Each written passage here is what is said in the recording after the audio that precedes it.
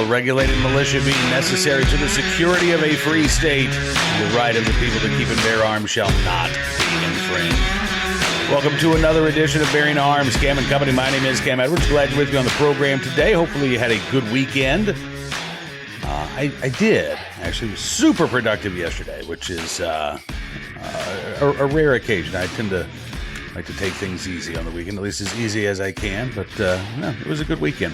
Also going to be a great show today. Rick Travis joining us here from the California Rifle and Pistol Association. Not great news because we are talking about California.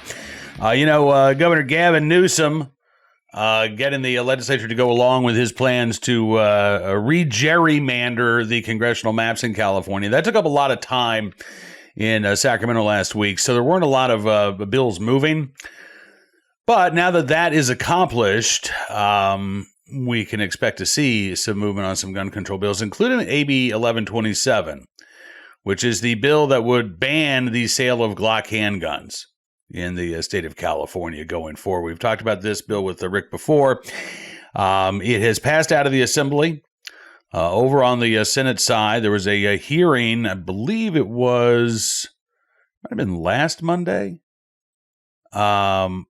And then the bill was placed on the suspense file, which theoretically is good news, right? I mean, it means they're not going to take any action on it right away. Key word there, though, or key words there being right away. As Rick will detail, the Glock ban bill is still on the table and could soon be on the desk of Governor Gavin Newsom. Take a look and listen. Rick, thanks so much for coming on the program. It's good to see you again. Always a pleasure, Cam. Always a pleasure. All right, so now that this gerrymandering, redistricting nonsense is over, at least it's over in the legislature in Sacramento. What do you anticipate happening with AB 1127, the bill that would essentially ban the sale of Glock handguns going forward?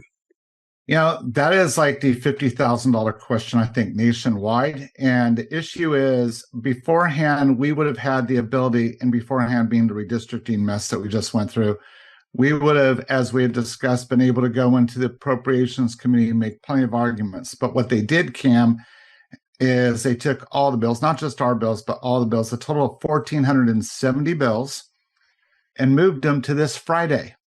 And they're going to hear all of them in less than 3 hours, which means there's no testimony. Well, hang on a second. They're going to hear over 1,400 bills in 3 hours? Yeah. Is there some sort of deadline that they've got to meet? Is that why they're doing this? The deadline, and what they did was they purposely pushed it to the Friday deadline. That's crazy. Because there's this huge budget battle. I mean, we are billions, and we're not talking a couple. We're talking like close to $70, $80 billion, depending on who you talk to, in debt. We just took on this $260 million fiasco called the redistricting issue for November 4th. That's twice the budget to fight fires that we supposedly don't have. California, you might know, is a fire-ridden place. We've had horrible fires. So they've told the voters there's no money for that. And yet, for all sorts of heinous bills, there apparently is going to be money for those, even though all of us are looking around going, where from? And 1127 is just one of those bills that, it's going to cost the taxpayer money because we're going to sue. Cam, we're going to sue. It's unconstitutional. That's going to set the taxpayers back on both sides of the dollar, being that, I'm going to pay taxes for the state to fight, where I'm also going to pay money out at CRPA to fight on the same thing. And you times that by multiple bills, and taxpayers are paying millions of dollars on this unconstitutional, and I'm just going to say it, crap that they keep throwing at us. And they're trying all sorts of things. We have, Berman's bill, which is 1078, we've talked about before. That's the bill that, we got proved in Nguyen v. Bonta, and the state kicked out of their ability because they realized how unconstitutional it was and said, okay, so we can't do this 1 and 3. Well, that's 3 and 30. So that was going to be my next question is 1127 the only gun control bill that's going to be heard, quote unquote, on Friday? No. It's 1078, and 1078 says very clearly, we want to limit you because if 1 in 30 is unconstitutional, maybe 3 and 30 isn't. Okay, well, Nguyen v. Bonta, the Ninth Circuit, which I'm going to reiterate is the most liberal court in the nation, said that's a bridge way too far. They issued, it's now law from the Ninth Circuit that you can't limit the number of firearms. Right. So they were told by their own circuit court, can't do this. They don't care. I mean, that's, on the one hand, it's completely unsurprising that they are, ignoring a court decision that they don't like. Right. I mean, that seems to be the California way, certainly the Gavin Newsom way. But at the same time, I mean, I want people to understand like just how egregious this is. As you say, the Ninth Circuit, I think had a streak of over 50. I know it was over 50 cases where they upheld California gun laws for, whatever specious reason. This was the one where they finally said, hey, on timeout, this goes too far. Right. And as you say, the California legislature crafted this bill saying, all right, we'll go from a 1 in 30 to a 3 in 30. The bill also said if the courts ever say that 1 in 30 is okay, we're going to go back to 1 in 30 just because we can, right?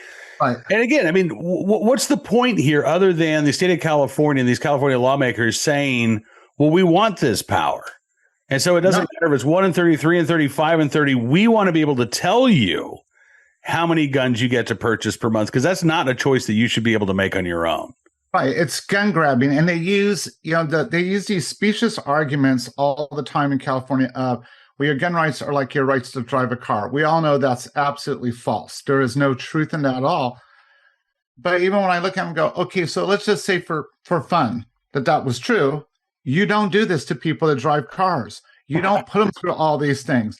So that argument that holds no weight. That's just something you're throwing out there to try to distract people. What this is about, it's about removing firearms in 1127, a specific company that they don't like. It's about, limiting your ability. This hurts anybody. And I've talked about this. It hurts shooting sports. I mean, if you think about it, Cam, one of the issues you have in most states is that, somebody like yourself or me, we're passionate. We get in there, we work with the kids, but 20, 25 years later, you're not the same person you were 20, 25 years earlier. And so you're like, hey, it's time for somebody else to step up, time to enjoy their kids and going through this process. Well, how do you transfer the firearms that came from the team? And, in California, you can't have an organization. A Boy Scout troop can't own firearms like you could when I was growing up and you were growing up. Any of these groups can't do it. Even teams at colleges and universities cannot own it. It's the coaches that the firearms have to be placed in their name. Oh, wow. So when you have a coaching change, here's the problem. I mean, like I can take Fresno State. They have 100 shotguns. Divide up among 5 coaches. Well, that's 20 guns a coach. It's real simple math here. Well, if you can only transfer 1 a month or 3 a month, then you have a coach that's technically still doing work for the university while they're transferring firearms. And here's the point. At any point, that coach can go, no.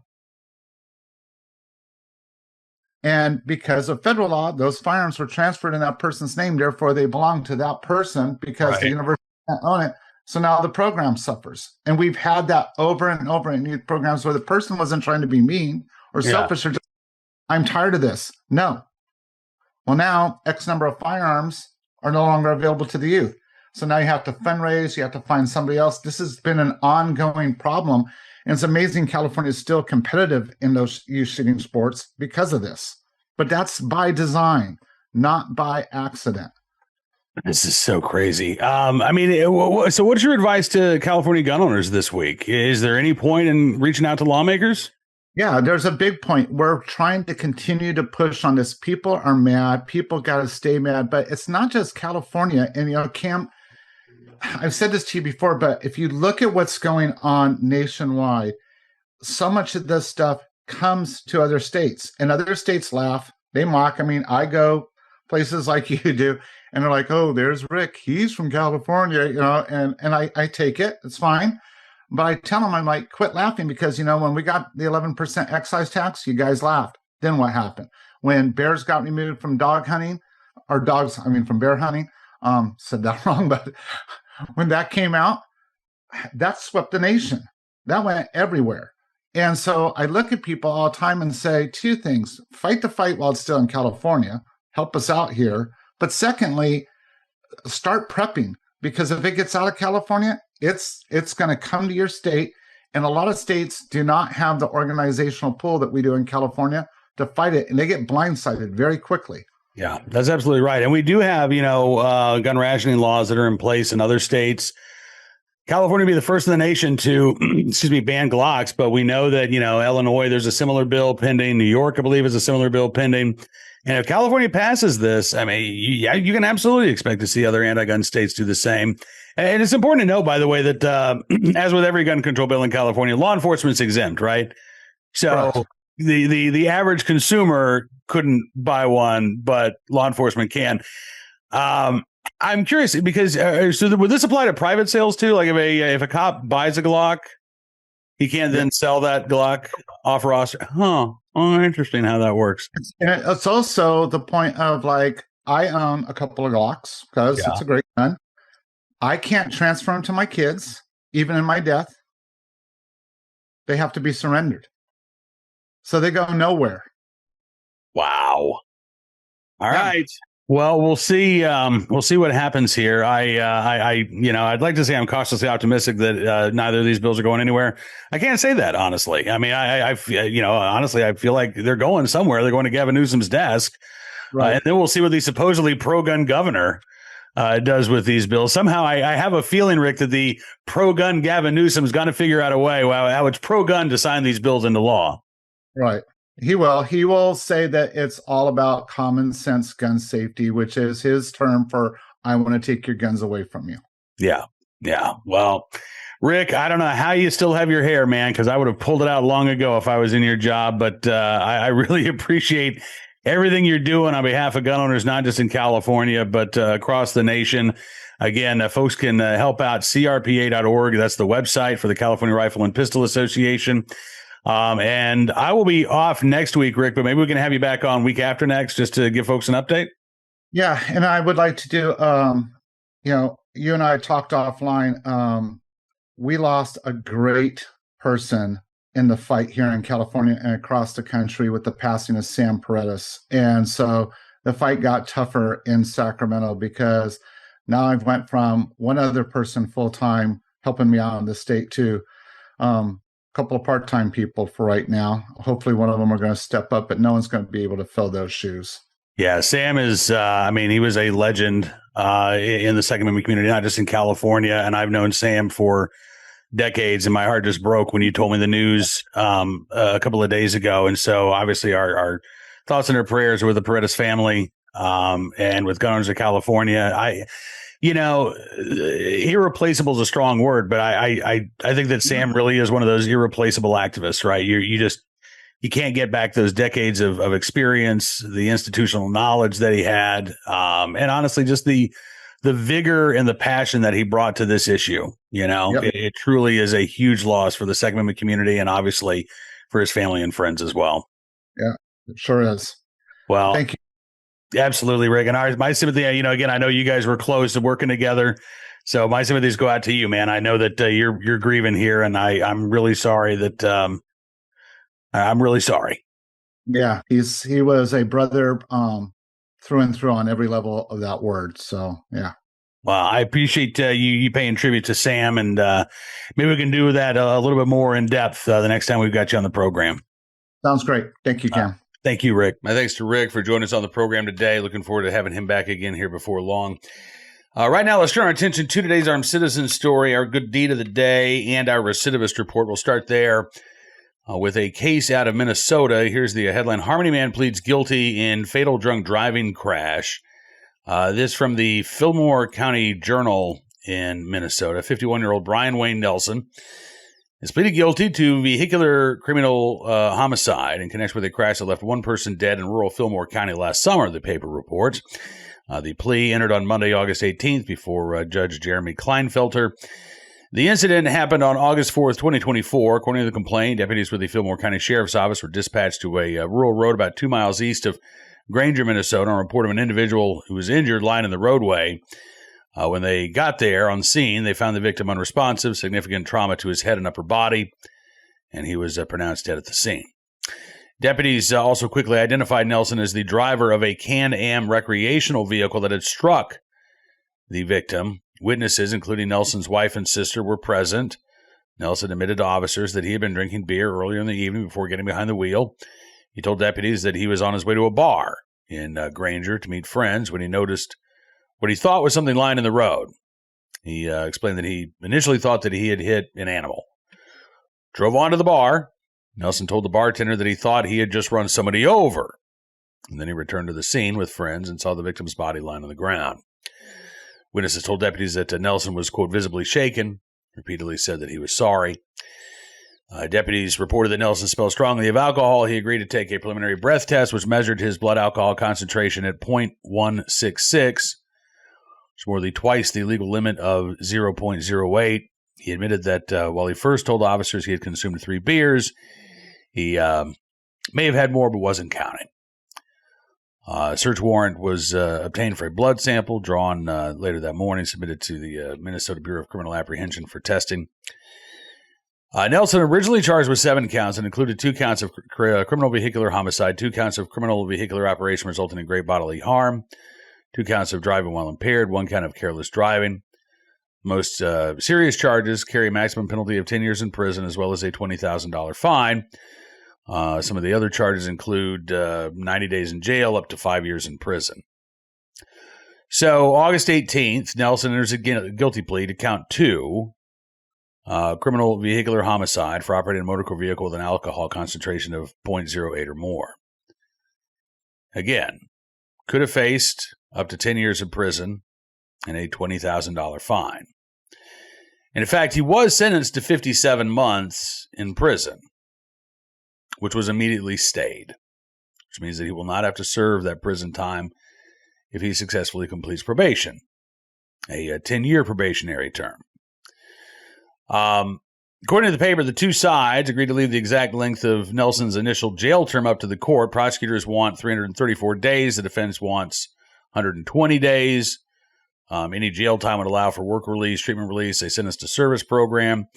He would also be required to serve 3 days in jail every year on the anniversary of the crash during his probationary term. $6,000 fine or the equivalent of community service work, writing a letter of apology, paying restitution if the court determines that it is appropriate. According to the paper, if the judge declines to grant a departure from the state sentencing guidelines, Nelson can withdraw his guilty plea and proceed to trial. If he imposes fewer than 120 days of jail time, prosecutors can withdraw from the agreement. Court records, according to the paper, show that this is not Nelson's first alcohol-related driving conviction. In 2001, he was convicted of driving while impaired in Fillmore County, sentenced to probation, jail time, and fines. The case also included a conviction for failure to signal, while additional charges for open bottle and exhibition driving were dismissed. The formal sentencing has not taken place yet. I got to say, I just can't approve personally of anybody who kills somebody while under the influence of walking away with what amounts to time served and probation, no matter how long that probation lasts. And again, this individual would have to serve 3 days in jail every year for the next 10 years. So you can, what is that, 30 days? In addition to, whatever time he has spent behind bars or whatever time is ordered to spend in the county jail. That just seems like a slap on the wrist to me for a crime that is punishable by 10 years behind bars. Honestly, I got to say, I think 10 years for driving drunk and killing somebody, I think that's a pretty lenient sentence, honestly. But this is one of those deaths that, again, could have been completely avoided if Nelson hadn't gotten behind the wheel of that RV while he was drunk. And we're not talking again about a little drunk, right? Twice the legal limit. That's pretty inebriated. So, he is not a violent criminal, doesn't have a lengthy criminal history. But the fact that this is not his first alcohol-related conviction, not his first time caught driving drunk, but it is the first time that his drunk driving took a life. Yeah, I'd like to see some prison time, not just, a couple of weekends in the county jail and a letter of apology. That's just me. Your mileage may vary, but yeah, I consider this to be a recidivist report for sure. Now, on to today's armed citizen story. We've actually got two for you because there are going to be some sticklers who say, well, this first one doesn't really count. From Virginia, off-duty trooper shoots and kills man in Virginia Beach home break-in attempt, according to the Virginia State Police. Some folks will say, look, this was an off-duty cop, not a true armed citizen. And it may very well have been connected to this trooper's job. This was 11:45 Sunday morning, which is not typically when break-ins occur. I mean, of course, they can happen at any time, but more common in the dark of night. Preliminary investigation indicates that a 40-year-old man came to the front door of the agent's home and attempted to break in. Again, also kind of unusual for a broad daylight break-in on a weekend, too, by the way, right? Wasn't skulking around the house, wasn't jimmying open a patio door. Broad daylight Sunday morning, tries to break in the front door of the home. The agent confronted him, shot the man, who later succumbed to his injuries at a hospital. The off-duty agent also suffered moderate injuries, was taken in for medical treatment. Don't have, again, a lot of information. Police haven't said if the man knew the agent, what the man's motive might have been. They also have not released his identity. But this is a clear-cut case of self-defense. Now, if you prefer your armed citizen stories to be true civilians, not just off-duty law enforcement, well, we got one of those for you as well. This from Georgia. Alleged attempted robber shot during online sale meetup in Dunwoody. Also happened over the weekend. Also happened, it sounds like broad daylight, 3:30 Saturday afternoon at an apartment complex in Dunwoody, Georgia. The armed citizen in this case was trying to sell something he had listed online. Interested parties show up. Apparently one of the interested parties pulls a gun. Shots fired in both directions. Thankfully, the intended victim was not hurt, but one of his attackers was. He was arrested when officers arrived on the scene. The second individual apparently fled the area. Police still looking for him. And again, according to law enforcement, nobody else was injured. You know, this is obviously not the first time that we have heard of something like this, including an armed citizen aspect to these stories, but it is not particularly uncommon. You post something on Facebook Marketplace, you post it on Craigslist, you know, the buyer shows up, and in some cases, it's actually the seller that's the armed robber, right? They're waiting for the buyer to show up because their buyer's going to have cash, and then they get robbed. So one easy way to reduce the threat of this happening, it doesn't eliminate it entirely, because we've actually had a couple of stories where robberies have taken place in police department parking lots. But, you know, say, listen, if we're going to meet, let's meet at the police department.